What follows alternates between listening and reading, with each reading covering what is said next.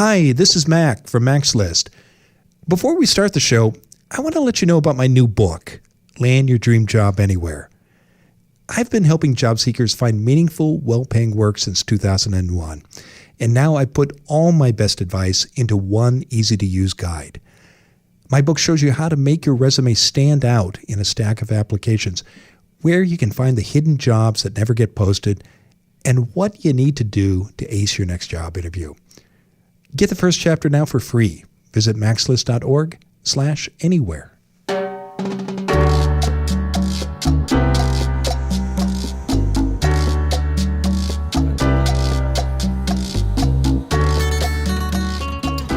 This is Find Your Dream Job, the podcast that helps you get hired, have the career you want, and make a difference in life. I'm Mac Pritchard, your host and publisher of Mac's List. And I'm joined today by my co-hosts, Ben Forstag, Becky Thomas, and Jessica Black from the Mac's List team. On this bonus episode of Find Your Dream Job, we're discussing a news story out of Washington, D.C. this month. It's about professional dress codes in the U.S. Capitol.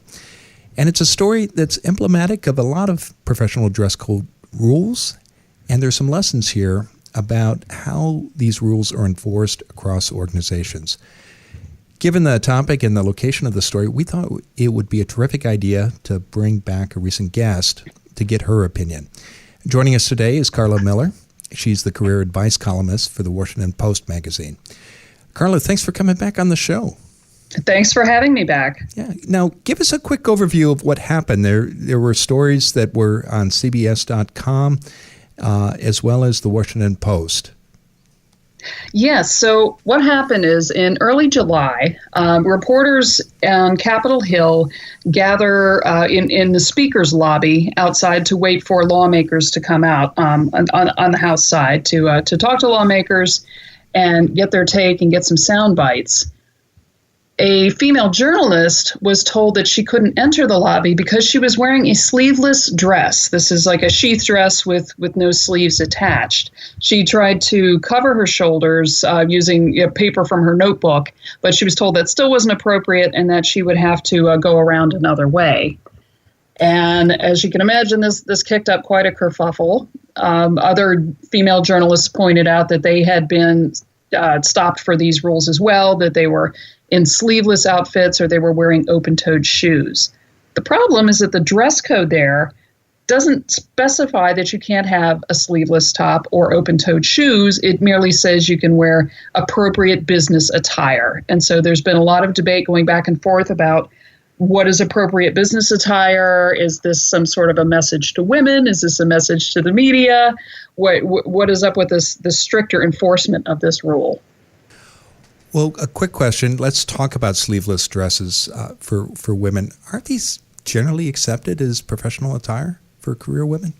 Generally, yes. As we said in our last conversation, for women, formal wear can include sleeveless and it can include strapless outfits. And so business attire for women frequently includes sleeveless sheath dresses. So I've dubbed this whole incident Sheathgate because it's stirred up such a debate about this. But there's a difference between wearing, say, a spaghetti strap tank top and wearing a nice sleeveless sheath dress. Okay. But there are, based on different interpretations of what's appropriate, exposing shoulders may be considered a step too far. And of course, people have pointed out that Ivanka Trump and Michelle Obama and other professional women appear in professional contexts wearing sleeveless dresses. And they're saying, why is this the problem in the House lobby on Capitol Hill? Yeah, in the article you shared with me, I think it mentioned that Michelle Obama had worn a sleeveless dress 3 times to the State of the Union, and Ivanka Trump, the president's daughter, had worn a similar dress to the White House. I want to turn this over to my co-host because all 3 of them have been thinking about this and have opinions. What do you all think of the story Karla's sharing with us? Man, this is a tough one. I mean, Tell us more, in some Becky. ways, I just, it's so gendered, right? Yeah, absolutely. It's projecting all of this stuff onto women's dress, and even like there was some discussion about ties for men too, and it's just like women and it's just such a gendered discussion. It's like, why is this norm of ties for men and like, you know, suits, like dresses and suits for ladies? It's just like, it's just so distracting and doesn't matter. You know, for me, it's just like, cover your body, make sure your clothing is clean. End of discussion. Well, like, why is there so much, you know, like you said, Karla, kerfuffle about it? It's just like, come on, guys. Like, there's work to do, you know? Yeah, and I think that agreeing with what you're saying, Becky, about it being such a gendered issue is that it's diminishing in the many other ways that women already get diminished. Yeah. It's adding to that context of diminishing women to just their appearance rather than their perspectives or their intelligence or contributions to, in this case, Washington, D.C. on Capitol Hill. Totally. So it's just let's dissect these women and, you know, based on what they look like rather than allowing them to go in and do their jobs, which is ridiculous. Yep, totally. Well said. And it really depends on who's in charge and who's the beholder. You know, in many offices, you know, as we've said, that's nobody would even blink at a woman wearing a sleeveless dress. But it, depending on who's making the rules and who's interpreting the term appropriate, it can, you know, you can hear just in this conversation, it's getting some backs up. It's making women feel targeted in particular. And it becomes so personal. Like, it becomes so subjective when it is like in the eye of the beholder, like whoever's saying that is inappropriate in my eyes. Mm-hmm. Like it's, I mean, but I don't know how to get around that either. Yeah. I mean, there's no clear guidelines of, like you were saying, Karla, there's nothing clear. There's no dress code that says, so people can't understand what's right and what's wrong if there's not something laid out. But Ben, what were you going to say?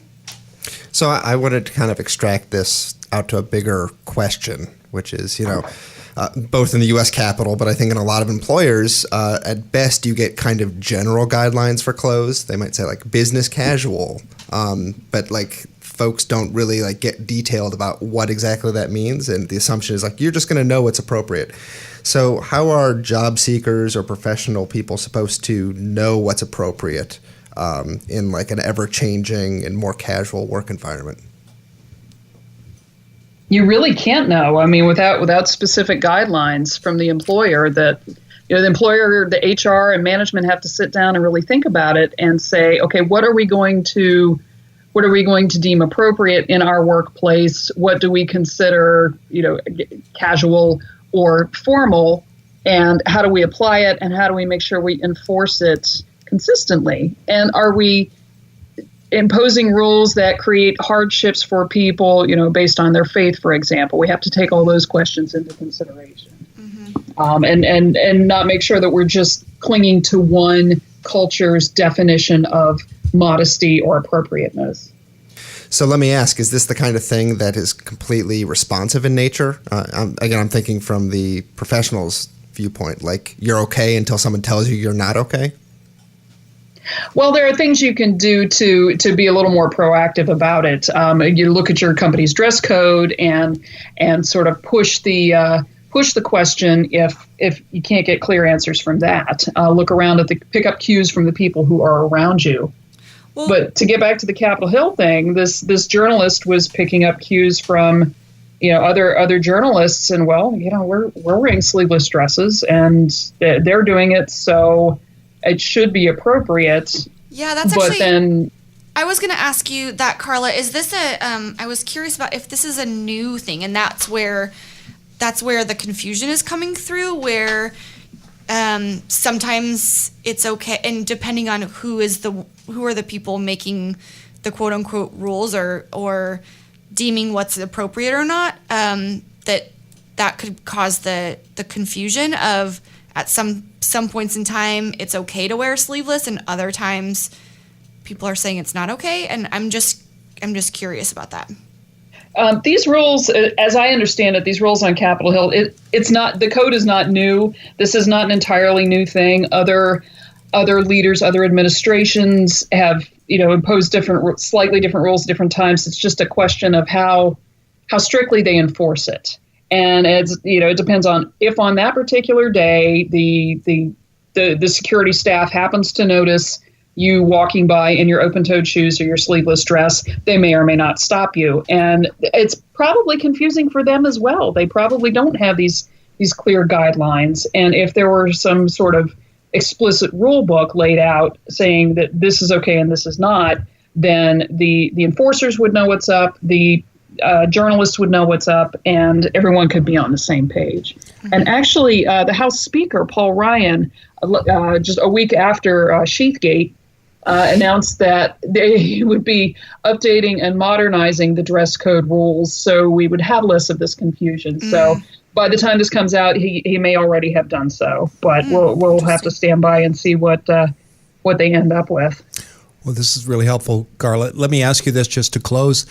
I'm thinking about our listeners who might be working for an employer and they think the dress code is one set of rules, and then they come in and suddenly they discover a new standard is being applied, or maybe there's a standard that might have been on the books years ago but hasn't been applied. And suddenly that rule is being enforced. What advice do you have for listeners who might be in a situation like that, whether they're on Capitol Hill or somewhere else in the United States? Well, in any employment situation, if the code isn't explicit or if it seems to be changing and you're not entirely sure, seek clarity. Dig up some sunshine. Go talk to HR or go talk to your manager and say, look, I understood the rules were this, and now I'm seeing that the rules seem to be different or they seem to be enforced differently. What is the actual rule? Can we get some clarity on that? And just push for explicit guidelines in any whatever context you're in before it blows up and becomes a political issue. That's really good advice. Yeah, excellent. Well, thanks, Karla, and thank you, Maxlist team. It's been a great conversation. If you'd like to get a transcript of the show and learn more about Karla, visit our show notes. You can find those on our website, maxlist.org/podcast.